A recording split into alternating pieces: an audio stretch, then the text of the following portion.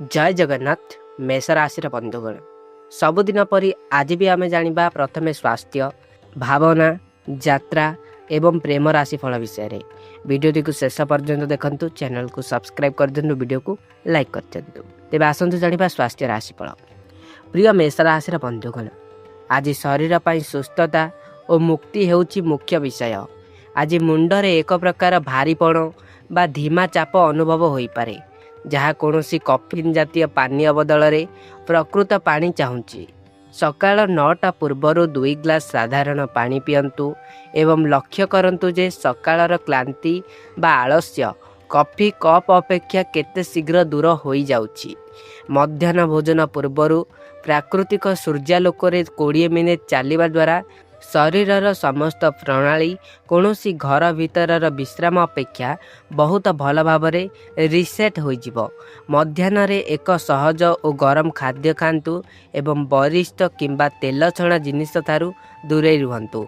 आज आपणकर हजम प्रक्रिया हालुका खाद्य बहुत भल रहिबो। रात्रि भोजन पर कौनसी कठिन व्यायाम बदल में शरीर को धीरे धीरे स्ट्रेचिंग करंतु। राति 10:30 सुधा आपण शोई पड़तु। जदि आपण आहतु शीघ्र शोइबे तेबे आहुरी आपणक पई उत्तम हेबो। आपणकर शरीर को जेतिकी शांतिर समय देबे आपणकर स्नायु प्रणाली सेतिकी अधिक सुस्थ रहिबो। तेबे आपणकर कैरियर राशिफल आसंतु जानिबा। आज बुधवार दिन सूर्यदेव आपणकर कैरियर स्थानर निकटतर होई रहुतिबारु कार्यक्षेत्र में आपणकर प्रभाव और दृश्यमानता बहुत अधिक रहिबो। जदिओ चंद्रंकर स्थिति आपण को नुआ काम साउंटिबा बदल में पुराना काम को सारिबा पई प्रेरित करुछि। मध्याह्न भोजन पूर्वर कौनसी एक अधूरा बा बाकी रहितबा कार्य को संपूर्ण रूप से शेष करंतु। कौनसी नुआ काम आरंभ करने अपेक्षा पुराना काम शेष करने आज आपणक पई अधिक लाभदायक हेबो।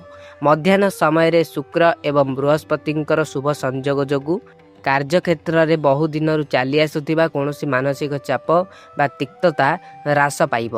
तेणु अपराह्न पूर्वर सहकर्मी आड़ को सहयोगर हाथ बढ़ातु।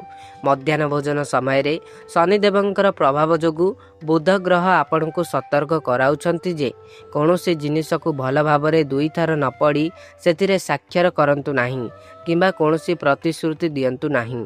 आर्थिक क्षेत्र में मंगल ग्रह आपण को मन पकाई दउछंती जे आपणकर कैलेंडर केमिति देखा जाउची ताहा गुरुत्वपूर्ण नुहे बरम प्रत्येक घंटार परिश्रम कौन परिणाम आणुची ताहा ही असल कथा। आज संध्यारे निजर समस्त काम सठिक समय शेष करंतु। तेबे आसंतु आपणकर इमोशंस दिगरु दिनती किपर जीव जानिबा। आज चंद्रंकर विशेष स्थिति आपणक बुधवार को एक स्पष्ट एवं गंभीर रूप प्रदान करुची जोंथिपाई आपणकर मानसिक चिंताधारा नुआ भावना साउंटिबा बदल में पुराना कष्ट को मनरू बाहर करदेवा आगेइब। एमिति एक जिनिस किंबा चिंता विषय भावंतु जहाको आपण वृथारे निज मन भितर बोही चली एवं जहाद्वारा आपणकर कौनसी लाभ भी हो नहीं ताहाको एक कागज रे लेखंतु एवं मध्याह्न भोजन पूर्वर ताहाको मनरू सबुदिन पई दूरेई देबाकू पूरा कठोर निष्पत्ति नियंतु। मध्याह्न समय शुक्र एवं बृहस्पतिंकर मधुर संयोग आपणक हृदय को उदार करिबो एवं बहु दिनरू मन भितरे लुचाई रखिथिबा कौनसी अभिमान बा क्रोध को शांत करिबो। आपणकर संपर्क सेतेबेले सबुठारु सुंदर हेबो जेतेबेले आपण कौनसी क्षमा प्रार्थना किंबा कृतज्ञता प्रकाश करने पूर्वर मने मने 3 थर अभ्यास न करी स्वाभाविक भाव में निजर मनर कथा कहीदेवे। बुध एवं शनि मध्य थिबा सामान्य मानसिक चाप यह सूचाऊची जे आज कौनसी एक कथबार्तार केवल मिठा मिठा कथा कहवा बदल में संपूर्ण सचोटता देखाइबा अत्यंत आवश्यक। तेबे आसंतु आपणकर यात्रा दिगरु दिनती किपर जीव आलोचना करिबा। चलित सप्ताहर मझिरे बाहर को कौनसी बड़ यात्रा करिबा पई समय साधारण रहिबो। तेणु आज निज सहर भितर ही कौनसी एक उद्देश्यपूर्ण छोट यात्रा करिबा आपणक पई सर्वोत्तम हेबो। काम सरिबा परे प्राय 1 घंटा समय एमिति एक पड़ोसी अंचल बा रास्ता रे चलंतु जेउथि आपण केवल गाड़ी रे जाउतिले मात्र केबे चली नाहंती सेही स्थानर मझिरे उलाई जांतु ଏବଂ ସେହି ଗଳିକୁନ୍ଦି ଗୁଡ଼ିକୁ ନିଜେ ହିଁ ଆପଣଙ୍କୁ ବାଟ ଦେଖାଇବାକୁ ଦିଅନ୍ତୁ। ସନ୍ଧ୍ୟା 5ଟା ପରେ କୌଣସି ଛୋଟ ସଂଗ୍ରହାଳୟର କିମ୍ବା କୌଣସି ଶାନ୍ତ କଳା ପ୍ରଦର୍ଶନକୁ ଯାଆନ୍ତୁ, ଯେଉଁଠି କେବଳ ଗୋଟିଏ ପ୍ରଦର୍ଶନ ନଥିବ। ସମ୍ପୂର୍ଣ୍ଣ ବଡ଼ କୋଠାକୁ ଉପର ଥାଉରିଆ ଭାବରେ ଦେଖିବାର ଅପେକ୍ଷା ଗୋଟିଏ ଛୋଟ କୋଠରୀକୁ ଭଲ ଭାବରେ ଅନୁଧ୍ୟାନ କରିବା ଅଧିକ ମୂଲ୍ୟବାନ ଅଟେ। ନିଜ ସାଙ୍ଗରେ ଏକ ନୋଟବୁକ୍ ନିଅନ୍ତୁ ଏବଂ ଏମିତି 2ଟି ଜିନିଷ ବିଷୟରେ ଲେଖନ୍ତୁ ଯାହାକୁ ଆପଣ ସାଧାରଣ ବ୍ୟସ୍ତତା ମଧ୍ୟରେ କେବେ ଲକ୍ଷ୍ୟ କରିପାରିନଥିଲେ। ସନ୍ଧ୍ୟା ସୁଦ୍ଧା ଆପଣ 10 କିଲୋମିଟରରୁ କମ୍ ଦୂରତା ଅତିକ୍ରମ କରିଥିବେ, ମାତ୍ର ମାନସିକ ସ୍ତରରେ ଏମିତି ଏକ ସୁନ୍ଦର ଜିନିଷ ଦେଖିଥିବେ ଯାହା ଆପଣଙ୍କର ବ୍ୟସ୍ତବହୁଳ ଜୀବନ ସେମିତି ଛାଡ଼ି ଚାଲିଯାଇଥାନ୍ତା। ତେବେ ଆସନ୍ତୁ ଆପଣଙ୍କର ପ୍ରେମ ରାଶିଫଳ ବିଷୟରେ ଆଲୋଚନା କରିବା। ଆଜିର ଦିନଟି ଆପଣଙ୍କ ପାଇଁ ଅତ୍ୟନ୍ତ ଅଦ୍ଭୁତ ଏବଂ ଆନନ୍ଦଦାୟକ ରହିପାରେ। ଆପଣଙ୍କର ପ୍ରେମ ସମ୍ପର୍କ ମଧ୍ୟରେ ଏକ ନୂଆ ଶକ୍ତି, ଉତ୍ସାହ ଓ ପ୍ରେମର ଏକ ସୁନ୍ଦର ପ୍ରଭାବ ଦେଖାଦେବ। ଯଦି ଆପଣ ପୂର୍ବରୁ ହିଁ କୌଣସି ପ୍ରେମ ସମ୍ପର୍କରେ ଅଛନ୍ତି ବା କୌଣସି ବିଶେଷ ବ୍ୟକ୍ତିଙ୍କ ସହ ଜଡ଼ିତ ଅଛନ୍ତି, ତେବେ ଆଜି ସେମାନଙ୍କ ସହ ବିତାଇ ଯାଇଥିବା ସମୟ ଆହୁରି ଅଧିକ ରୋମାଞ୍ଚକର ହେବ। ଆପଣ ପରସ୍ପର ପ୍ରତି ଅଧିକ ସନ୍ତୁଳିତ, ସମ୍ବେଦନଶୀଳ ଏବଂ ସମର୍ପିତ ଅନୁଭବ କରିବେ।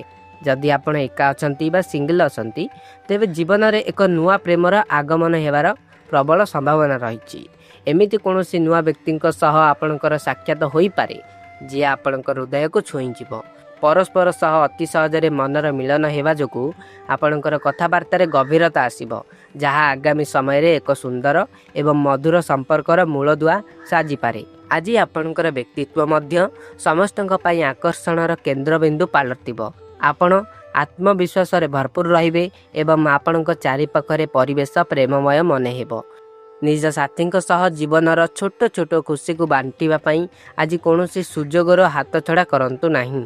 ପରସ୍ପର ପ୍ରତି ସହମତି, ସନ୍ତୁଳନ ଏବଂ ଉତ୍ତମ ବୁଝାମଣା ଆପଣଙ୍କ ସମ୍ପର୍କକୁ ଆହୁରି ମଜବୁତ କରିବ। ଏହି ସମୟ ହେଉଛି ନିଜ ହୃଦୟର ସ୍ୱର ଶୁଣିବା ଏବଂ ପ୍ରେମର ପ୍ରତ୍ୟେକ ମୁହୂର୍ତ୍ତକୁ ଆନ୍ତରିକତାର ସହ ଆପଣେଇବାର ଶ୍ରେଷ୍ଠ ସମୟ। ତେବେ ସମଗ୍ର ଭାବରେ ଆଜିର ଦିନଟି ଆପଣଙ୍କ ପାଇଁ ଉତ୍ତମମୟ ଏବଂ ପ୍ରେମମୟ ହେଉ। ତେବେ ବନ୍ଧୁଗଣ, ଭିଡ଼ିଓକୁ ଲାଇକ୍ କରିଦିଅନ୍ତୁ, ଚ୍ୟାନେଲକୁ ସବସ୍କ୍ରାଇବ୍ କରିଦିଅନ୍ତୁ।